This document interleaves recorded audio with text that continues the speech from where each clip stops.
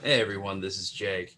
So today we're going to be talking about one of the most significant cases in Atlanta and Georgia history. It's called the Leo Frank case. This occurred in 1913. Well, this rich New York Jew named Leo Frank, a graduate of Cornell University, comes down to Atlanta to work in this place called the National Pencil Company's factory. He is the manager. Now, his family is also extremely wealthy. They own the department store chain Riches. And if you've been in the South, you may have seen one of these before. This is actually one near where I live in Gwinnett. Well, anyway, Leo Frank is going to be accused of the murder of this girl named Mary Fagan. She was an employee of his. Again, she's 13 years old, and this also has to do with child labor and stuff as well. She's getting paid like 10 cents an hour. She's getting collecting her pay of $1.20, and this case is extremely terrible. Again, it's a rape murder of a 13-year-old, and after the case is over, this case is going to be highly popularized in music and movies. You see on the right the Ballad of Mary Fagan, and it's a song that was written about what happens to her, and they're trying to get Leo Frank executed for her murder, and you'll see at the very last line, "Send Leo Frank to hell." So you've got multiple songs. The song is redone like multiple times, and then there are four movies that we've made about this, including one with Lana Turner, and additionally there'll be one with Jack Lemmon and Kevin Spacey. Now, this is Leo Frank sitting at the trial, and of course, he is going to be accused of the rape and murder of Fagan. Now, one of the big things that happens is Leo Frank is the owner, and we're going to see an issue that deals with anti-Semitism and race right here. Jim Conley is the initial suspect. He and a guy named Newt Lee. Now, Conley is going to change his story four different times to the police. And one of the things that they're going to ask him is if he's able to read and write. Conley says no, but there are these death notes that are found that are written in his hand, and eventually he is going to be forced to say that he did it, but he was going to say he did it because Leo Frank threatened him and threatened his job and his life. So Conley will write these notes, and one of the reasons these notes were written was to frame the night watchman Newt Lee. And Lee, of course, is going to be kind of leery of Conley, and many people believe that Conley actually did commit this murder and not Frank himself. It's very controversial in that regard. So we've got Conley is going to actually be convicted of being an accessory after the fact, and he's going to get a year in prison. Now, Frank himself is going to be uh, accused and found guilty. And again, you've got this idea he's a factory owner, he's rich. You know, you have children working for him. They're also going to say he was trying to he was lecherous and to girls and boys, and of course there are issues with him because he's a Yankee and his religion.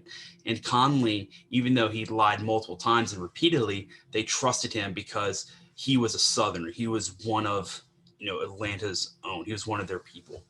And so even though you have this racial component, the fact is Southerners trusted blacks more than they trusted Northern Jews.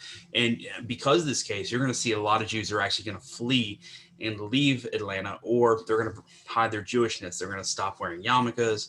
They're going to stop not using vehicles on Saturday, and essentially just trying to become more like those Christians that are in Atlanta. Now, you're going to see very different interpretations of this case.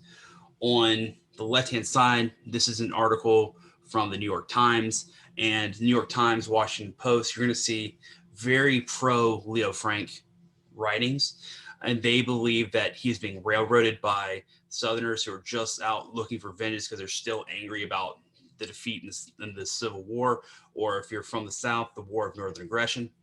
And so And when you see the Atlanta Journal, the Atlanta Constitution, these magazines from the South and newspapers, they're going to be very much the opposite. They're going to be talking about how Leo Frank is causing all these problems and that, he needs to be taken care of.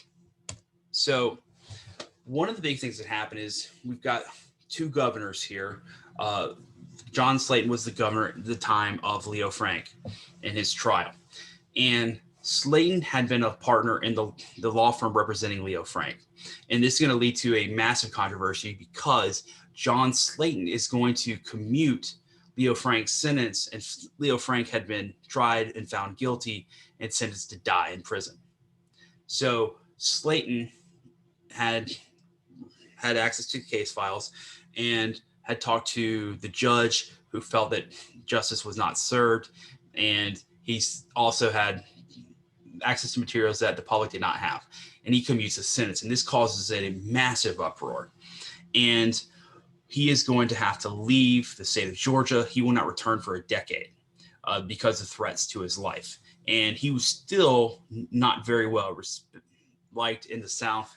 He tries to run eventually again later on for a public office, and he gets absolutely just massacred in the election, losing like 80-20 in a Democratic race. Now, Tom Watson was a newspaperman, and he's into like the yellow journalism, and he becomes a progressive populist. He's actually part of the thing that's going to help catapult him to fame. He'll become the governor in the early 1920s, is the Leo Frank case and his coverage.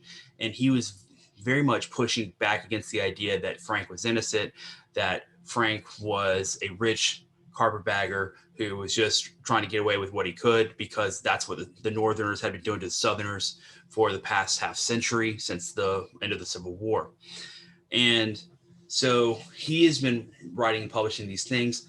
Slayton is going to commute the sentence of Frank, and this is actually goes to the Supreme Court. The Supreme Court is going to rule 7-2 in favor of upholding the conviction, but the two dissenters say that Leo Frank was taken out because of, or was found guilty because of like a mob mentality, and because of the newspaper articles and such things written by guys like Watson. So 1915, Leo Frank has a sentence commuted, so he just has life in prison. Well, there are 25 men from Marietta, the hometown of Mary Fagan, get in their cars and they go down to Milledgeville, which is several hours away. It's down below Macon, and they're going to, so it's about a 7-hour drive back then. It's about a 3-hour drive now. And they're going to go down to Milledgeville, and they're going to break into the prison. They're going to cut holes in the fence. They're going to tie up the warden, and they're going to pull Leo Frank out of there, and they're going to put him in their car, and they're going to drive back to Marietta. They also cut the phone lines too, so no one can tell what's going on. Now, they are going to take him back, and they're going to execute Leo Frank, and he will be hanged. And this was a huge event. So people from all around town, Marietta and Cobb County, went to go see this. And you could see a picture on the right. There's a family photo where you have little kids there, and they thought it was just, an adventure to see something unique happen. And so we've got our next issue, and this is still a very influential case even now. Roy Barnes was our governor from 1999 to 2003, and you see him on the pictures on both the right and the left.